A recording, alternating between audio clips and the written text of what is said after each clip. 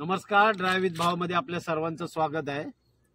तर आज मी तुम्हाला ना इमर्जन्सी सेफ्टी ट्रायंगल याबद्दल माहिती देणार आहे की गाडी कुठं बंद पडल्यानंतर ते कसं वापरायचं।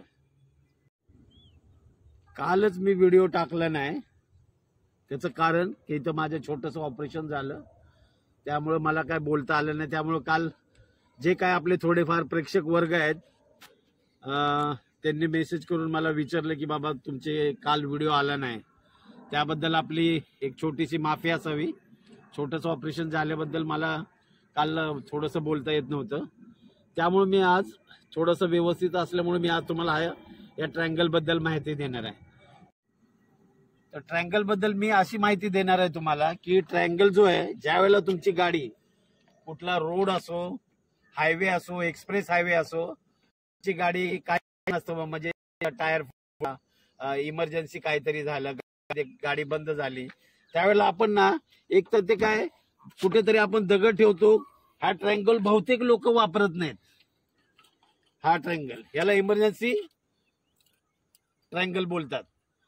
तर हा ट्रायंगल जिथं गाडी उभी राहते तुमची, जिथे उभी केली तुम्ही लेफ्ट साईडला, समजा तुमचा टायर पंक्चर झाला म्हणून तुम्ही लेफ्टला गाडी उभी केली किंवा एक्सप्रेस हायवे असो, तुमच्या गाडीपासून कमीत कमी या ट्रायंगलचं अंतर 15 मीटर हवं।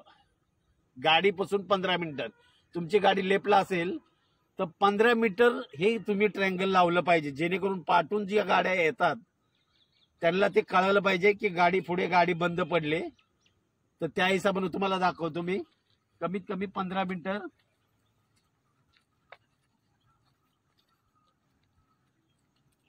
आणि हे या दिशेने लावायचं। असं कमी गाडीपासून 15 मीटर पाहिजे आणि गाडीच्या बाहेर 1 फूट ठेवायचं।